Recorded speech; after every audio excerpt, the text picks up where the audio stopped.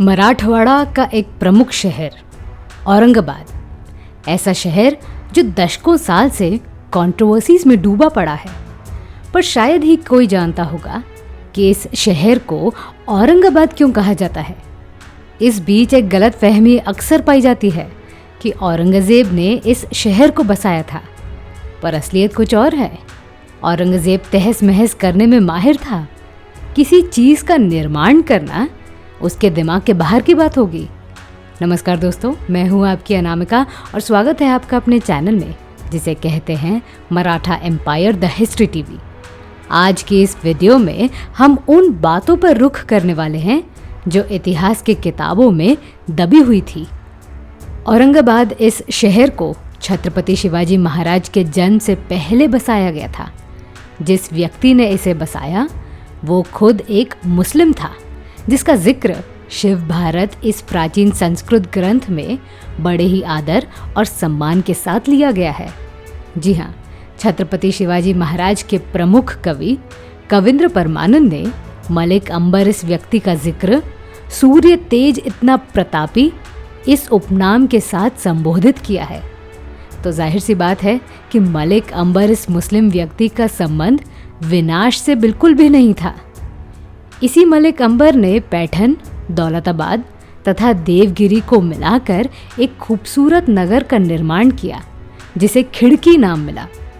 ये किस्सा है साल 1610 का, जब भोसले परिवार के नौजवान योद्धा मलिक अंबर के साथ मिलकर आदिल शाही और मुगल को कड़ी टक्कर दे रहे थे।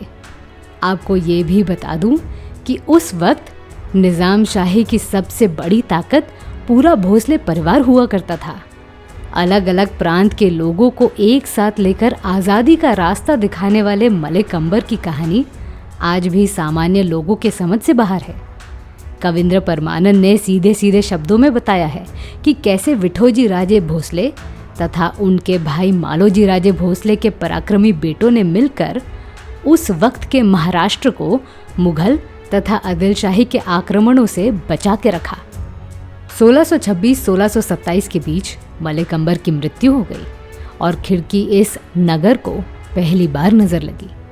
नजर लगाने वाला इंसान खुद मलिक अंबर का बेटा फतेह खान था, जो बाप की तरह पराक्रमी बिल्कुल भी नहीं था, पर कहा जाता है कि मुगलों ने उसे बड़ी बेरहमी के साथ मार दिया था। फतेह खान के ऊपर निज़ाम शाही की वजीर का बोझ आया और उसने मलिक अंबर के शहर को नया नाम दिया फतेहपुर। आपको जानकर हैरानी होगी, आने वाले 20-25 साल तक मलिक अंबर के शहर को सिर्फ फतेहपुर कहा जाता था। इसके बाद इस शहर को दूसरी बार नजर लगी खुद औरंगज़ेब की। औरंगज़ेब के पिताजी शाहजहां ने उसे दक्कन का गवर्नर बनाया था। औरंगज़ेब ने भी बड़े जल्लोश के साथ कुतुब शाही और बीजापुर सल्तनत के साथ संधि करके दक्कन को अपने मुट्ठी में कर लिया। उस दौरान 1653 के साल में औरंगज़ेब ने फतेहपुर शहर का नाम बदलकर औरंगाबाद कर लिया।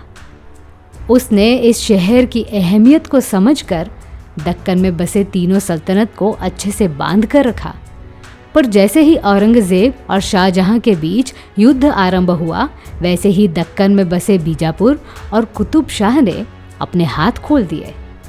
औरंगाबाद की अहमियत को समझने के लिए आपको एक उदाहरण देती हूँ। फतेहपुर का नामकरण करना औरंगज़ेब ने इसीलिए ज़रूरी समझा क्योंकि वो क्षेत्र निज़ाम शाही की राजधानी हुआ करती थी। निज़ाम शाही को उखाड़कर मुगलों ने उसे अपना मिलिट्री स्पॉट बना दिया, जिसका इस्तेमाल वे आने वाले 50-60 सालों तक करते रहे। इस तरह की हरकत करके औरंगज़ेब ने कुतुब शाह और आदिल शाह को ये दिखाया कि वो कितना ताकतवर है। पर एक सवाल तो अधूरा रह गया, क्या मलिक अंबर ने सच में किसी शहर का निर्माण किया था या फिर उसने भी बाकी लोगों की तरह नामकरण किया?